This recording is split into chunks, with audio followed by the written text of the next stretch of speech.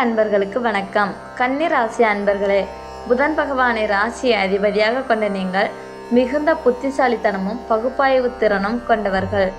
எதையும் வெளிப்படையாக பேசும் உங்கள் குணம் சில நேரங்களில் சங்கடங்களை உருவாக்கினாலும் உங்கள் மன தூய்மையே உங்கள் பலம். 2025ஆம் ஆண்டில் நீங்கள் சந்தித்த நிம்மதியற்ற சூழல் மற்றும் பொருளாதார நெருக்கடிகள் முடிவுக்கு வந்து 2026ஆம் ஆண்டு உங்கள் வாழ்வில் புதிய ஒளியை ஏற்றப்போகிறது.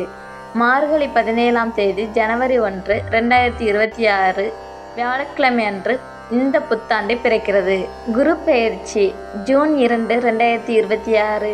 குரு பகவான் உச்சமடைந்து கடகராசிக்கு உங்கள் ராசிக்கு 11ஆம் இடம் வருகிறார். இது லாபஸ்தானம் என்பதால் நீங்கள் எடுக்கும் முயற்சிகள் அனைத்தும் இரட்டிப்பு லாபத்தை தரும். ராகு கேது பெயர்ச்சி டிசம்பர் 5, 2026.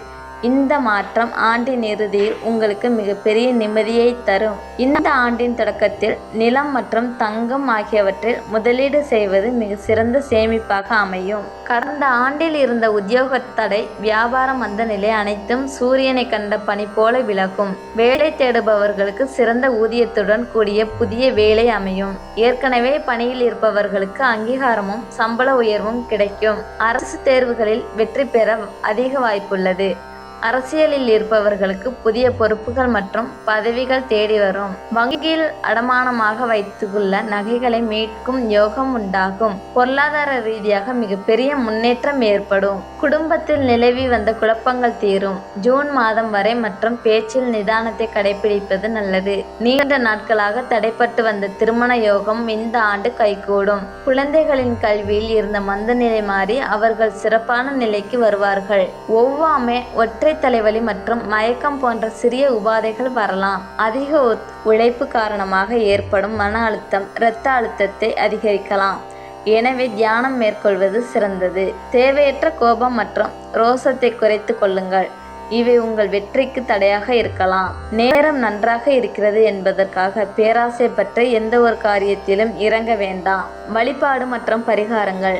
புதன்கிழமை தோறும் பெருமாளை வழிபடுவது உங்களுக்கு மிகப்பெரிய வெற்றியை தரும். உங்களுக்கு சிவன் பிடிக்கும் என்றால் ஓம் நமச்சிவாய போற்றி என்றும், பெருமாள் பிடிக்கும் என்றால் ஓம் நமோ நாராயணா போற்றி என்றும் 3 முறை கமெண்ட் பாக்ஸில் பதிவிடவும். தினசரி வீட்டில் தீபம் ஏற்றி கோவிந்தா நாமங்களை கேட்பது நல்லது.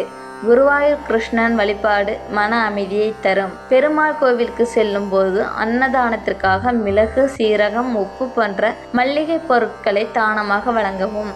ஏழை எளியவர்களுக்கு உங்கள் கைகளால் உணவு வழங்குவது உங்கள் கர்ம வினைகளை குறைக்கும். கன்னிராசி அன்பர்களுக்கு இந்த 2026ஆம் ஆண்டு முன்னேற்றம் தரும் ஆண்டாக அமைய வாழ்த்துக்கள். இந்த தகவல்கள் பயனுள்ளதாக இருந்தால் லைக் செய்யுங்கள். உங்கள் நண்பர்கள் கன்னிராசியாக இருந்தால் அவர்களுக்கும் பகிருங்கள். மேலும் இது போன்ற ஆன்மீக தகவல்களை உடனுக்குடன் பெற மறக்காமல் சப்ஸ்கிரைப் செய்யுங்கள். லைக், சப்ஸ்கிரைப் மற்றும் ஷேர் செய்யுங்கள்.